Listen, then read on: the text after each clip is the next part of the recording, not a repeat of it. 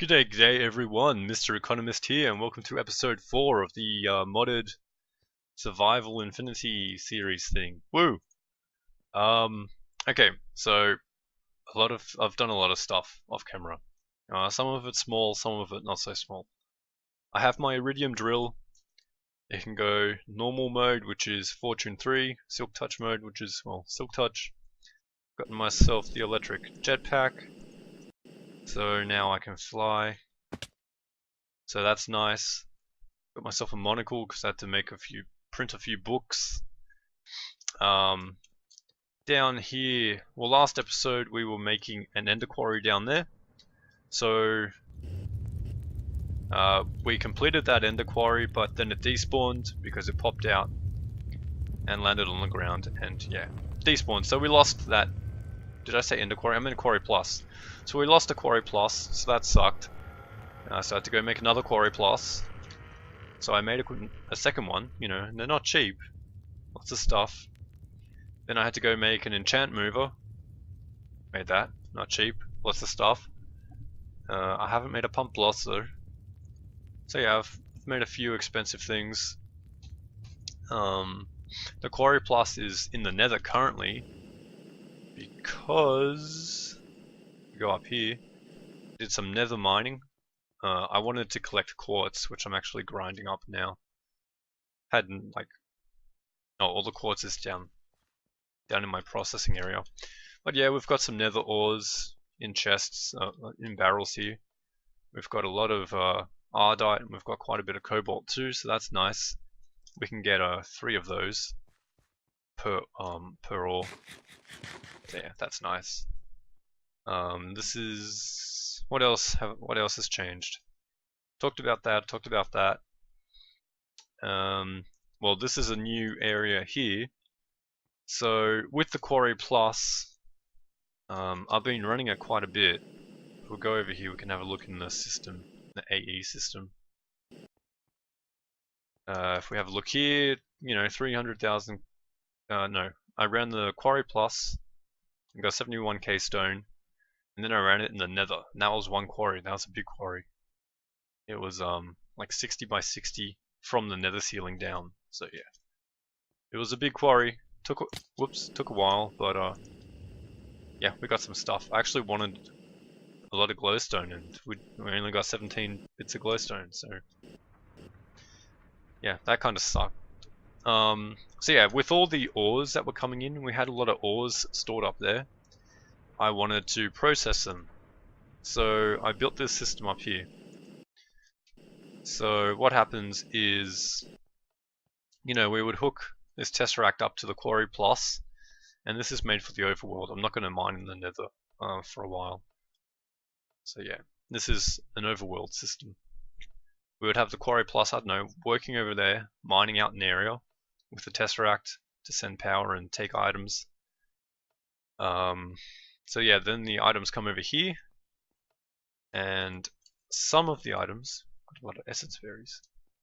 Some items, i.e. sand, gravel, ferrous ore, and cinnabar, and you know, these things, obsidian, whatnot, they come over here, and they get stored in this area. Lapis, gold, and Certus quartz go into this chest. There's a filter here. So those ores go into that chest, and they come over here. They get auto fortuned by the Breaker Plus. There's this block has Fortune 3 on it. So yeah, they get placed by the Placer Plus, and then broken by the Breaker Plus, and then their ores go back and are stored over in those barrels there. I had a sewer here because I thought I'd get XP from the ores breaking, but I don't seem to, so that sucks. And then the rest of the ores, you know, iron, gold, copper, lead, silver, tin, redstone, coal, they all go down here. So this is a little bit messy, but what happens is quartz, iron, copper, coal, gold, and lead, silver, uranium, and yellowite, they go into this chest here. And then this area, the coal coal, iron, and nether quartz come along here, where they get sag milled. So at the moment I've got nether quartz sag milling. And then all the output goes into this chest where it gets sorted again. And out this chest comes iron, tin, ferrous metal, and cobblestone, which goes into here. And then the cobblestone comes out here, goes into the tesseract, and is put into the system down there, because this tesseract sends the cobblestone up to that tesseract, which sends the cobblestone along the pipe down into the DSU. And then, you know, the tin, iron, and ferrous metal, I'm stuck. Yeah, that all comes along here and is smelted up, and exits out the back, goes underneath, and is put into the barrel. So this is my metals. This is how much I've got. I've got, you know, 71 stacks of iron, 15 of this, blah blah blah. I can probably run quite a big reactor now since I've got 37 stacks of yellorium. So yeah, that's over here. Then the coal goes into these two. This barrel with the coal dust. Quartz goes into this barrel with the Certus quartz. Now in this chest, that's only a few items go into here. I only have tin, aluminium, and redstone going into this chest. So redstone comes straight out of this bottom chest and goes into here, into this pulverizer, where it's pulverized for cinnabar and redstone, and it goes into that barrel there. And then the tin and aluminium come down into here. Doesn't matter which, you know, pulverizer they go into. They just go into one of these pulverizers, where they get pulverized, which comes along here, back into the cooking chest, where they get smelted. And then they come along out the back again and get stored. So we've got, you know, tin, aluminium, and ferrous metal here. So yeah, that's my ore processing. So everything is processed apart from the cinnabar, because I don't want quicksilver, and the ferrous ore isn't processed either, because if we come over here, I think the best way to process ferrous ore is with cinnabar. So that's why I went through and I looked at all the recipes, and this is what I thought was the best outcome was. So we fortune 3 lapis, diamonds, and Certus quartz. I think that's the best way to go. You get the most resources. You sag mill iron, copper, coal, lead, silver, gold, and uranium, yellorium. So you sag mill all those. Like for example with the uranium, I think it was. If we have a look at that, you know, you can grindstone it, so you get 90% chance of a second one, so that's not too good. You can shapeless craft it for 1:1, which is crap. Macerate it for 2, that's fine. Compress it for 1, that's crap. Here, you can pulverize it, so you have a chance of, you get 2 yellorium dust plus a 10% chance of the second one. You know, so that's not too bad. You can use cinnabar on it, but I don't really have a lot of that stuff, so we're not gonna go that way. Use rich slag too, but again, I don't have much of that. Or you could sag mill the uranium. You get 2 yellorium and cobblestone. And I want cobblestone. So yeah, that's why I'm sag milling the That's why I'm sag milling the uranium, because you get the same as pulverizing it plus cobblestone, which I can then store in the DSU. So yeah, it's just the way for me to get the most resources. And like, instead of fortuning nether quartz, you know, if we have a look at that, so nether quartz you can get, you know, 1.9 pieces per ore. You can get 1, which is awful. 1, which is awful here. You can get nether quartz or sulfur, which isn't too bad actually. But here, look at this. From 1 nether quartz ore, you get 4 nether quartz plus a Certus quartz. You don't get much Certus quartz, but you get some. And when I grabbed a bunch of nether quartz ore and I fortune 3'd it, I got less than 4 pieces per ore. So I thought, yeah, well, you know, might as well sag mill all of our nether quartz because that's, you know, nets the most resources, it's the most efficient. So now that's all being sag milled. So yeah, I just went through and had a look at the recipes and I chose what I thought was best. So yeah, fortuning 3, lapis, diamond, sodas, quartz, sag milling, iron, copper, gold, lead, silver, galorium, uranium, and nether quartz. Cinnabar we're going to use on ferrous ore, cobalt, nardite. Now the reason we're using cinnabar on ferrous ore is because we have a look at the recipes here. Here, if you pulverize it, you have a 10% chance of getting 1 shiny metal, which you need to make Enderium, right? See? Enderium. And you need that for a lot of useful machines. But if we put this in an induction smelter with rich slag, which I don't have a way to get really, or cinnabar, we get more ferrous ingots and also an 100% chance of a shiny ingot, which then we can grind and use to make Enderium blend. So we get 10 times the amount of pulverized shiny metal, which I always find hard to get. So that's why, you know, cinnabar, ferrous metal. And we're pulverizing the tin, redstone, and aluminium. The only reason I chose to pulverize redstone is because it has a 25% chance of, you know, giving you cinnabar. You can cook it for 4 pieces, which is awful. You get 25% chance of grabbing a cinnabar piece, or you can get, you know, you can get a lot of good stuff by sag milling it. And if I had a good way to get cinnabar or rich slag, I would sag mill redstone, but I don't have a good way to get that currently.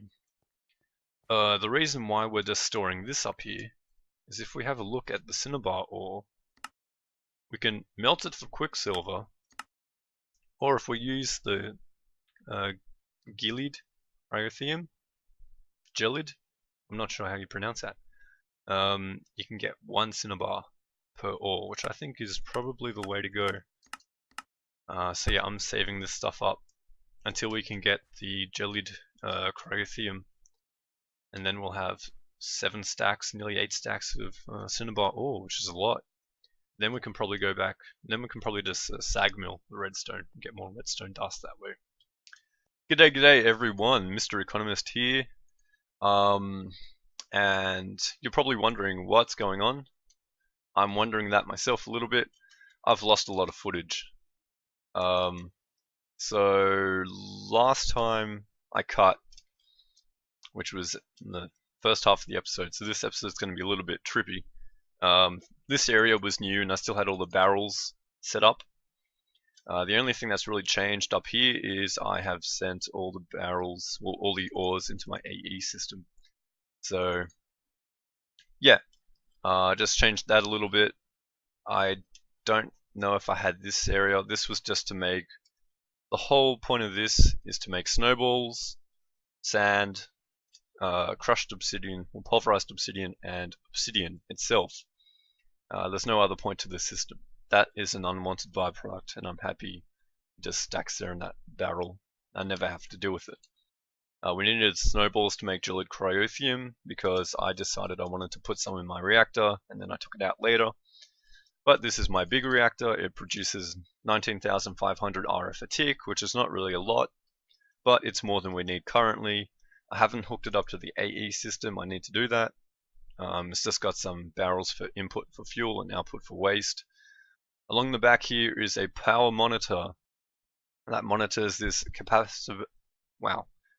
This power monitor monitors this capacitor bank. So when this capacitor bank is below 20% filled, so when it's got below 2 million RF, the power monitor will turn the reactor on, and when it's got 9 million RF near the power monitor will turn the reactor off.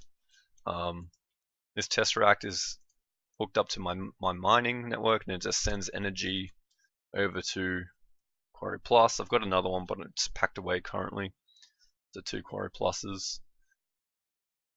Getting resources twice as quick.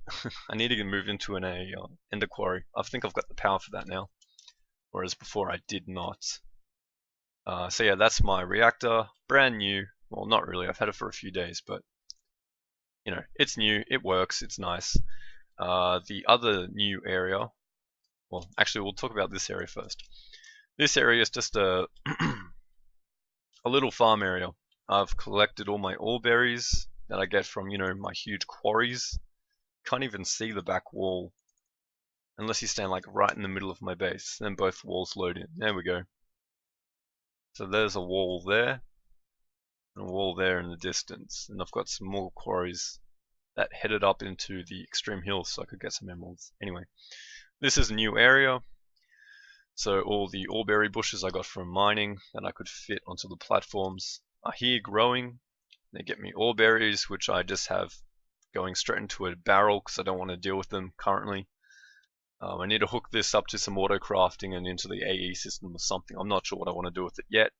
I've got a void fluid pipe so the sludge doesn't build up because I don't want to deal with sludge just yet, although I may in the future end up hooking up a sludge boiler so I can get some clay. Because I do not have much clay. Okay, nothing's changed over here. I've maybe added in a few solar panels, but that's it. Nothing exciting. And Enderman came and put that watermelon up there, and I don't want to touch it because I think that's funny. And the AE system has changed a little bit. So, I've automated the production of, you know, these things that I was whinging about in previous episodes. I hate AE, blah blah blah. So yeah, now this is all automated. So if I put silicon, gold, pure Certus quartz, or diamond in here, it'll be turned into the appropriate circuit, and then redstone is in this chest, and it will be turned into the appropriate processor. So nice and automatic, very little input from me.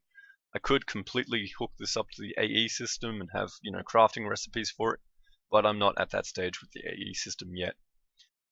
This is a crystal growth chamber thing, so there's 4 of these accelerators. So all I have to do is come over here, type in seed, make one of these 3 seeds. We'll, I don't know, make some flux dust if we can. We can. We'll make 8 of those, put them in here. They'll disappear from the system because they've been piped over. They've been requested by this export bus and piped over into the dropper. The dropper spits them into the water, and then they're picked up by an item transfer node here with these upgrades. That's just a filter to collect the fully grown crystals. They go into this chest and are piped back into the ME network via the import bus. So that's fully automated. It's very, very simple to make AE crystals and circuits now, so I went and expanded the network a bit, made some more 4K cells, went and made all these all these storage buses and ME interfaces so I could chain infinite DSUs. It can go that way or that way. I just need to put another storage bus here with a terminal facing into it. So yeah, it's good. These DSUs have all my bulk items, so anything over 1000 I've got in a DSU, apart from the gold coins I get. I don't like putting those in there. Those. I don't have any of those in a DSU, but that's irrelevant. Why'd I say that?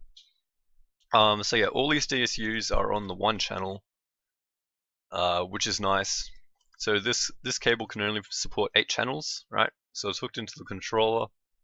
And then there's 1, 2, 3, 4, 5 DSUs with the storage buses. There can be a 6th. I just ran out of DSUs. So if we have a 6th storage bus there, then we can have a storage bus there, plus the controller, that's 8. So that cable's full, but then we've got all of this because these are all subnetworks, subnetwork, etc. So basically, yeah, you can have infinite storage on the one cable. So, you know, that's nice. So I don't have to mess around with dense cable or anything like that. Just keeps the cost of the AE system down. Yeah, but that's pretty much all that's changed. Oh, actually, there's one thing over here hidden, which I forgot about. So I've also got diamond ore, lapis ore, Certus quartz ore, and charged Certus quartz ore being piped into the placer plus as soon as they get picked up by the quarry. So then, yeah, they get placed in the placer plus, which places the ore here where it gets fortune 3'd by my breaker plus, which is then picks it up and puts it into this tesseract, which is set to mining, which then puts it into my AE system.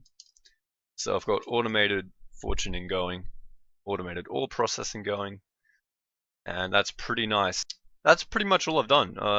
That area, reactor, and this area down here. Next episode we're going to be getting into lots and lots of spawners, because I've got power for it, right? And MFR spawners are cheaper, I think power-wise, but they need mob essence, and I don't automate that. I don't produce a lot of it. The only way I get mob essence is if I stand, here and my blazers spawn, they get murdered. And I'm not even piping that essence away to anywhere. So I think I'll go Ender IO spawners just because they don't need essence. They do need a lot of power though, which is why I built that. So we'll have a witch spawner, probably an enderman spawner, blaze spawner, blah blah blah. And then if we have any leftover power, I want to get into the lasers from MFR. So we'll need a laser drill and laser drill pre-charges. And we can put white focuses into our laser to get iridium. Which is, I want iridium. It is time for iridium. Oh cool, it lists what it gives. Cool, so yeah, there's a 0.22 chance of getting iridium ore. So, that's nice. I want iridium because I want to upgrade my armor to quantum. It is time for quantum, and I want quantum. Anyway, that'll do it for this episode. A bit dopey, I know, I'm sorry, but I lost footage and I lost my train of thought and everything was lost. I'll see you guys next time. Thanks for watching. This is Mr. Economist signing out.